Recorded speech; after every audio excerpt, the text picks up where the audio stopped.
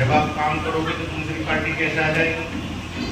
आप काम करोगे तो आप ही आगे रहोगे। इसलिए काम करने की आदत डालो। अपने नेता चौधरी चरण सिंह की नीतियों को लेकर गली गली, गांव गांव, कस्बा कस्बा जाओ और ये बताने का काम करो कि चौधरी चरण सिंह कैसा भारत चाहते थे। चौधरी चरण सिंह जी गांधीयन थे, गांधी के सिद्धांतों पर चलते थे। चौधरी चरण सिंह को पार्टी को के बने हुए विचारों को मजबूत करो, तब आरएलडी मजबूत होगी, तब जैन चौधरी मजबूत होंगे, तब दिल्ली में उनकी ताकत बनेगी। ये मैं आपसे निवेदन करना है। दोस्तों,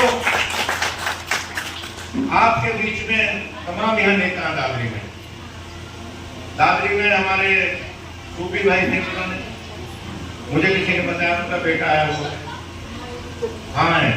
हमारी दोस्ती है और दोस्ती जब होती है वो मुद्दों के आधार पर होती है। चौधरी चरण सिंह जी बागपत से एमपी होते थे तो गाजियाबाद से कुंवर अहमद अली मैं हमारे राष्ट्रीय महासचिव माननीय त्रिलोक त्यागी जी और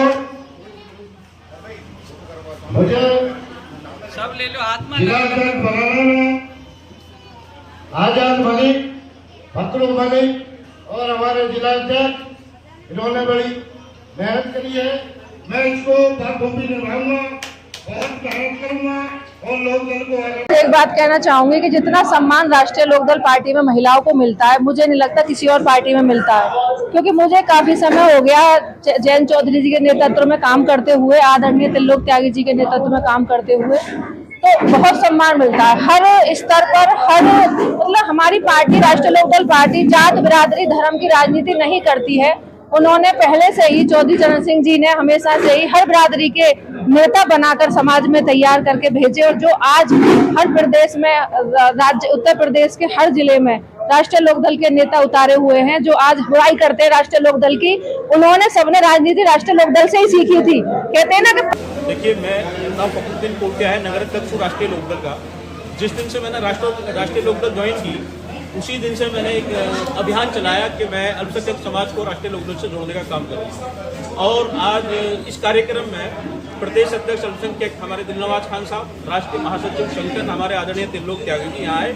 उन्होंने मुस्लिम समाज को जो वादा, जो सरकार से जो लोग लाभबंदी योजनाओं को चलवा रहे हैं, उनका लाभ देने के लिए भी यहाँ हमारे राष्ट्रीय महासचिव ने कहा। और सबसे बड़ी बात मैं ये कहूँगा कि समाजवादी पार्टी ने 30 सालों से जो समाजवादी पार्टी में थे, वो आज ये एक बड़ा स्तंभ है। आप ये देखोगे, फजलू सिद्दीकी साहब जो है वो दादरी के एक बड़े जिम्मेदार व्यक्ति हैं और सदर भी हैं अपनी सिद्दीकी समाज के, शेख समाज के सदर भी हैं दादरी शहर के। वह समाजवादी पार्टी छोड़कर राष्ट्रीय लोकदल उन्होंने ज्वाइन किए और बहुत जल्द इनको, मेरा प्रयास है कि बहुत जल्द बड़ी जिम्मेदारी इनको राष्ट्रीय लोकदल में मिलने जा रही है। फिर एक कार्यक्रम बहुत बड़ा आपके साथ रह करके फिर कराएंगे इंशाल्लाह। अल्पसंख्यक प्रकोष्ठ का सदस्यता अभियान यहाँ हुआ है। भाई दिलनवाज खान जो हमारे प्रदेश के अध्यक्ष हैं, उनकी अगुवाई में मुझे आज यहाँ बुलाया गया। आज पार्टी को बड़ा करने का काम हुआ और आज मुझे लग गया कि दादरी में राष्ट्रीय लोकदल और मजबूत होगा। जितनी संख्या में, जितने जिम्मेदार साथी यहाँ आए हैं, जितनी महिलाएं यहाँ आई हैं, इससे इस बात का प्रतीक है कि ये पार्टी बहुत आगे बढ़ेगी।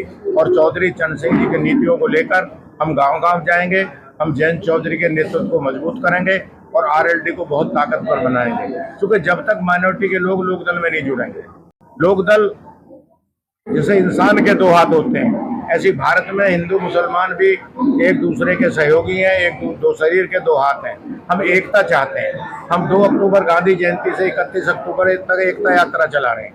इस एकता यात्रा का हमारा उद्देश्य दलित, अल्पसंख्यक, महिलाएं, अति पिछड़े, नौजवान, किसान जो पिछड़ गए हैं, उनको आगे लाना, उनको लोकदल में जोड़ना, उनका स्थान दिलाना, उनको ताकत देना, ये हमारा उद्देश्य है। इसलिए पूरे 1 महीने पूरा लोकदल हर जगह, जैन चौधरी पूरे देश में जा रहे हैं।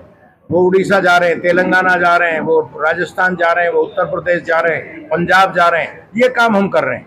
हम लोग शहीद भगत सिंह जी के गांव जाएंगे, उन्हें श्रद्धांजलि दे के आएंगे भगत सिंह जी को। क्योंकि आज अगर हम यहाँ बैठे हैं तो गांधी जी और भगत सिंह जी की वजह से, चौधरी चरण सिंह की वजह से हम यहाँ बैठे हैं। इसलिए आपने बहुत मुद्दा चल रहा है, आई लव मोहम्मद और छाया हुआ है, ट्रेंडिंग पर है। आपने बहुत बड़ा बयान दिया है इस मुद्दे को लेकर। देखिए, मैंने कहा है आई प्रे मोहम्मद साहब। I pray Ram, I pray Krishna. मैं उनसे प्रार्थना करता हूँ। अब एक मोहम्मद साहब के मुकाबले लोगों ने कहा कि I love you bulldozer, I love you Akhilesh Yadav, तो मैं उनको मोहम्मद साहब से बराबरी करने के अगर कोई काम करता तो मैं उसको उचित नहीं मानता। मोहम्मद साहब की प्रार्थना की जाती है, उनसे प्रे किया जाता है कि खुदा से हमारी कुछ हम पर रहमत बरसवा दो। हम कृष्ण जी से, कृष्ण से, परशुराम जी से, हम अपने इनसे महापुरुषों से जिनको हम पैगंबर बोलते हैं उनसे प्रे करते हैं। तो हमें प्रे करनी चाहिए। हमें ये नकली चूहा दौड़ में शरीक नहीं होना चाहिए। मैं इसे चूहा दौड़ कहता हूँ, इसमें नहीं शरीक होना चाहिए। हमें अपने पैगंबरों के सामने अपना नमन करना चाहिए, उनके बताए हुए रास्तों में चलना चाहिए, जो वो कह के गए हमें वो मानना चाहिए। और सब पैगंबर, मोहम्मद साहब ने कहा कि पृथ्वी पर जितने भी जिस खित्ते में ऐसा कोई खित्ता नहीं है जहाँ पैगंबर ना हुआ, उनका सम्मान करो। जब वो कह के गए तो हमें सबका सम्मान करना। मैं उनका आदर करता हूँ, मैं उनकी बात का फॉलो करता हूँ। इसलिए मैं तो गुरु नानक जी को, मैं तो यीशु मसीह को, मैं तो सबका सम्मान करता हूँ। इसलिए मैं आपसे कह रहा हूँ आई प्रे मोहम्मद साहब। दिलनवाज जी, अल्पसंख्यक समाज के बहुत सारे लोग शामिल हुए पार्टी में, क्या कहेंगे आप? जी भाई, सबसे ज़्यादा अगर सुरक्षित है अल्पसंख्यक समाज का, वो राष्ट्रीय लोकदल में है। हमारे चौधरी साहब की सोच बहुत शानदार है। चौधरी साहब ने अपने विधायकों को, सांसदों को आदेशित कर रखा है कि 51% विधायक निधि का और सांसद निधि का अल्पसंख्यक समाज, एससी समाज, एसटी समाज में खर्च होना है। और सबसे ज्यादा अगर हित सुरक्षित है अल्पसंख्यक समाज का तो वो राष्ट्रीय लोकदल में। बाकी सपा, बसपा, कांग्रेस, ये जो पार्टियां हैं ये किसी अल्पसंख्यक समाज को गले नहीं लगा सकती। इन्हें डर लगता है अल्पसंख्यक समाज से, लेकिन राष्ट्रीय लोकदल अल्पसंख्यक समाज के पास जा रहा है और पूरे प्रदेश भर में हमारे अल्पसंख्यक प्रकोष्ठ के सम्मेलन और सदस्यता अभियान चल रहा है।